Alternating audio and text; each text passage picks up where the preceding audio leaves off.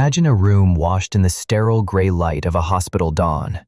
For 5 days, the old man on the bed has been a ghost inhabiting a failing shell. His breathing is a ragged, wet rattle. His eyes are rolled back, fixed on something unseen in the ceiling corners. His skin feels like damp parchment, cold at the fingertips. The family sits in the heavy, suffocating silence of the inevitable. They are waiting for the final breath. Then, the impossible happens. The rattle stops. His eyes snap open, clear, sharp, and intensely blue. He sits upright without assistance. He looks at his daughter, smiles, and speaks. "I am ready now. Do not be afraid." For 2 hours, he talks about his childhood, laughs at an old joke, and expresses deep, lucid gratitude. The family allows themselves to feel a dangerous, intoxicating surge of hope. He is coming back to them. It is a medical miracle. It is not. Within 3 hours, he falls asleep and never wakes up again. This is the terrifying, beautiful phenomenon known as terminal lucidity. It is a biological paradox that defies everything we think we understand about the dying brain. For centuries, medical professionals and wildlife rehabilitators have witnessed this exact same pattern. A dying organism, utterly depleted, suddenly experiences a brilliant, fleeting resurrection right before the permanent darkness. It happens in humans suffering from advanced dementia, brain tumors, and strokes. It happens in dogs, wolves, and birds. It is the final burst of energy, a neurochemical epilogue. Most people look at this and see something spiritual, a parting gift from a benevolent universe. But the harsh biological reality suggests something far more haunting. Our modern medical system is obsessed with extending the physical lifespan at all costs, filling the dying with synthetic sedatives and artificial life support. By doing this, we might be actively robbing ourselves of this final evolutionary masterpiece. It forces us to ask a deeply uncomfortable question.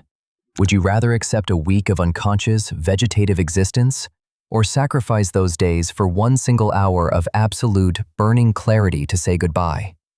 Tell me in the comments how you would want your final reserves to be spent. Let us strip away the sentimentality and look straight into the wet, dark machinery of the brain.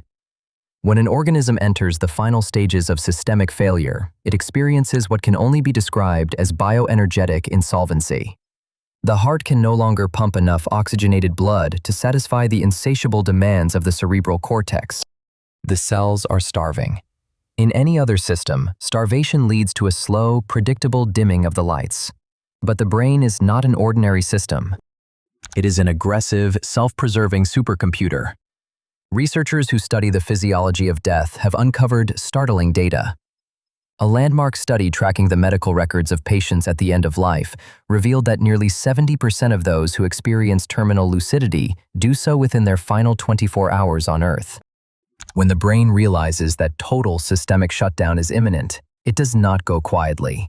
It initiates a profound, desperate survival protocol. This is a massive neurochemical cascade that sweeps across the cortex. It is the brain burning its very last drops of cellular energy in a single, magnificent bonfire. The synapses are flooded with a hyperglutamatergic deluge. This massive release of neurotransmitters and stress hormones temporarily overrides the structural damage caused by years of Alzheimer's disease, physical trauma, or decay. The pathway's clear. The static vanishes. The signal becomes pure. It is a brilliant, blinding flash of light from a bulb right before the filament snaps forever. The mind returns. But if this is just a desperate byproduct of a dying human brain, why does it happen to animals? Nature is notoriously ruthless. Evolution does not waste energy on poetry. If an animal is dying, every calorie spent on a temporary surge of energy is a calorie stolen from potential survival. Yet wildlife rehabilitators see it constantly. A wounded deer, hiding in the thicket, unable to lift its head for days, will suddenly stand. It will walk to the edge of the clearing, look out over the valley, calm, unbothered by the predators circling nearby. Its muscles, previously locked in pain, move with an eerie, fluid grace. A veteran park ranger once described finding an old, dying wolf in the deep snow. The wolf had been down for 2 days, ears flat, chest barely moving.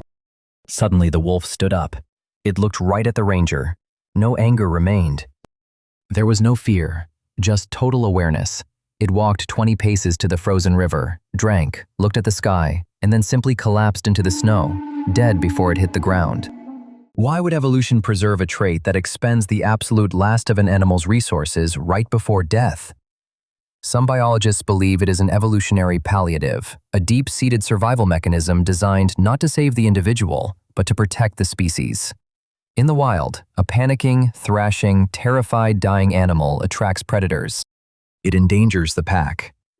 By inducing a state of calm, energetic clarity, the brain allows the animal to distance itself from the social group, to find a quiet place to expire without leaving a trail of blood and chaos for its offspring.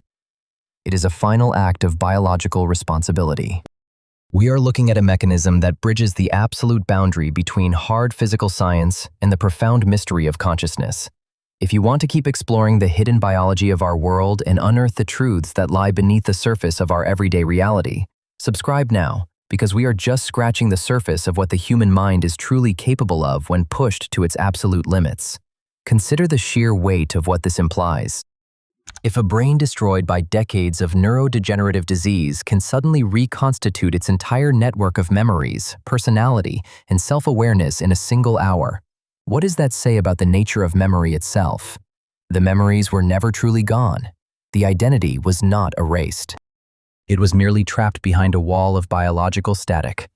The hyperglutamatergic deluge acts like a demolition charge, blowing through the plaque in the damaged tissue, allowing the true self to step through the ruins one last time. The self remains intact. It is an agonizingly beautiful realization for those who watch their loved ones slip away. The person you lost years ago to dementia is still in there, waiting in the dark, gathering the remaining crumbs of cellular energy for one final conversation. But this physiological epilogue is incredibly brief. The cellular engine is running on empty fumes.